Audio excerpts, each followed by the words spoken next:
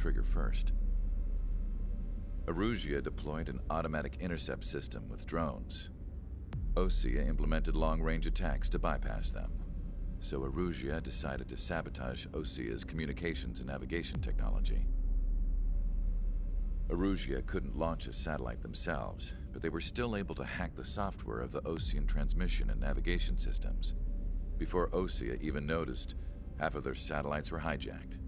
That's when things got ugly. In an attempt to knock out each other's capabilities, both forces launched fighters loaded with anti-satellite missiles at the same time. Only military satellites were targeted. However, their destruction created a debris field in orbit, which wiped out scores of other satellites, both private and government-owned. What kept the world relatively sane up to that point had been free-flowing data and information. But now, those were gone. All that remained was chaos and confusion. Government and civilian broadcasts and transmissions were cut off. The flow of information had ceased. Forces on both sides of the conflict now found themselves unable to communicate with their superiors. Many of the smaller countries annexed by Guuurrrrrr and yearning for their independence seized the opportunity and started their own uprisings. As for why some of Osea's military decided to break off from the main force and continue on their own, I have no idea. Perhaps there was some sort of dispute over the chain of command.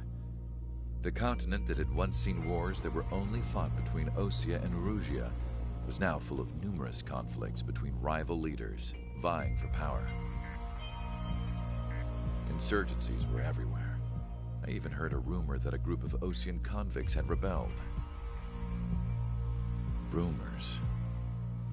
It never ceased to amaze me that even at a crazy time like this, something as trivial as a rumor could find its way here. Communications from corporate were cut off. Apparently, the entire computer network was down. It was a wise decision to make our drones autonomous with AI instead of being radio-controlled. Wise and forward-thinking. Even with their GPS offline, they can still use their sensors to navigate as long as they're working properly. I'm sure the drones are still working perfectly, following their mission orders to the letter. I wish I could upload Mihai's new data to them. But without a connection, I can't upload the software to the active drones.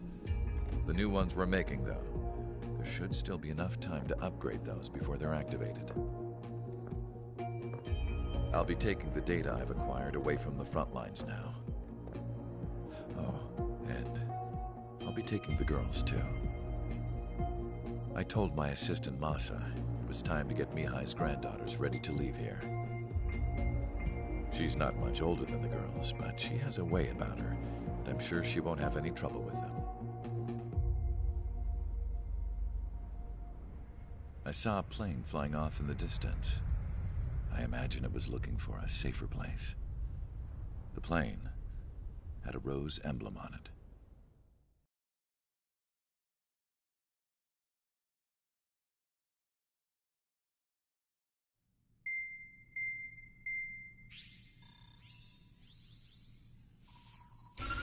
Guuurrrrr's communication networks have been down since their satellites were destroyed.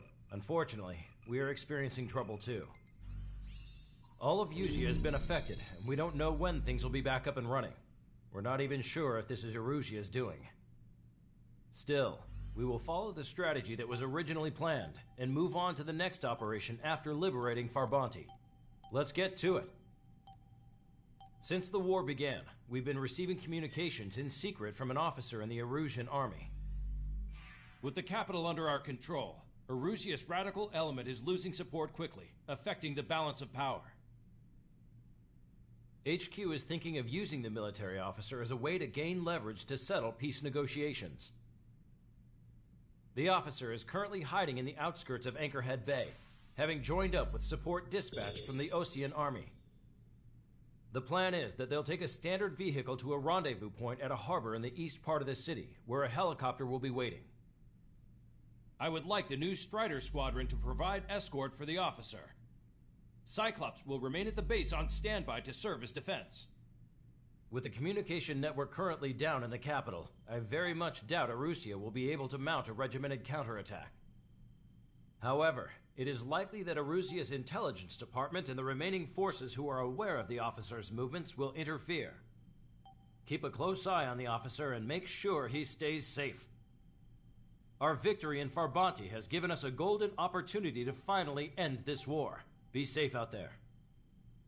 Take note that our satellite-based IFF has become unreliable following the recent communications failure. As such, target ID will be done by processing the images from the infrared cameras on your aircraft. Objects will initially appear as unknown on your HUDs, but will be ID'd once you close in on them for a set period of time.